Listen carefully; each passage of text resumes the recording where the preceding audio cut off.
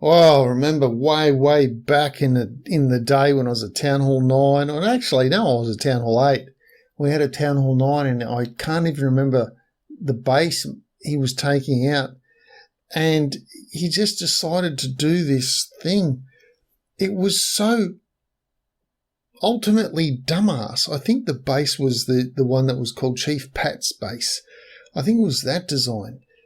And he did this super dumbass thing, and I said something to him about it in the clan, and he says, "Oh, I've never done this attack before, thought I'd give it a go."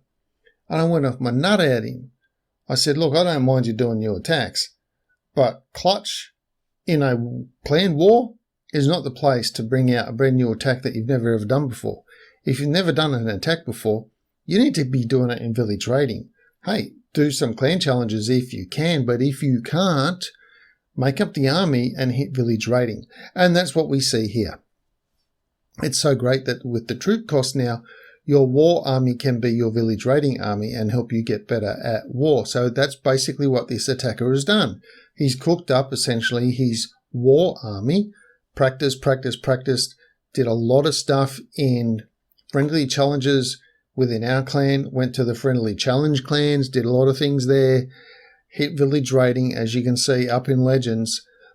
Town Hall 13 at this point as up in Legends, practicing with this particular army, with the Warden Walk, the Flinger, and coming with the Super Bowlers, so on and so forth.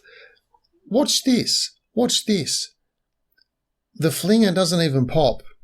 The Flinger doesn't even pop on this one. I think this is the one where it doesn't even pop. Doesn't even lose clan troops. He's wiped out the base that quick. The Flinger didn't even count down its timer and get out. And look, there we go. So, what do we go? We go from the practice range, which is this particular thing, village raiding, and we take what we learnt and we bring it into war, and now we try it in war and see how we go. Now, he's dropped the Yeti to distract the mortar. So the mortar will be engaged in the Yeti and not engaging in the Flinger. Of course, the mortar can hit a Flinger. So there we go. The mortar is done. No threat to the Flinger. So keep that in mind as well. If you want to bring a Flinger in the corner and there's a mortar, hey, maybe there's a piece of trash nearby. You can drop a Yeti on it. And maybe the Yeti mites will take out the mortar. Maybe they won't. But at least the Flinger will get a shot or two off at the mortar before the Yeti goes down.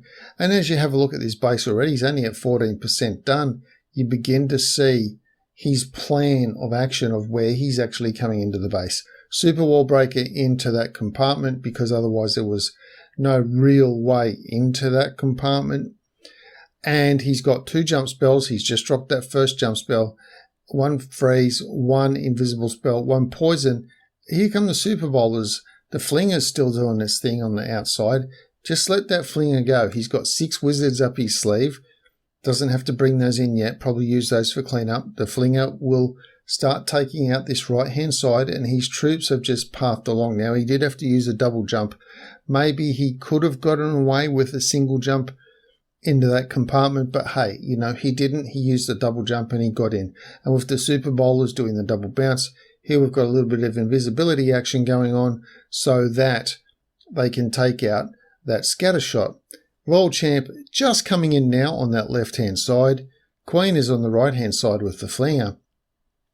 And 2 champions don't have, the Royal Champ and the Queen haven't used their abilities yet. And the base, you're just looking at it, is like, okay, I don't have a tremendous amount of troops left, but this is going to be a triple. He's got 2 wizards left for cleanup. He's just dropped 3 on that left-hand side. 2 have pathed over to, oh, well, that's gone.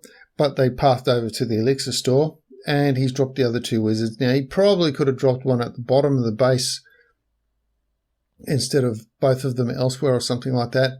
Nevertheless, the Queen was coming down there, and he had plenty of time up his sleeve anyway.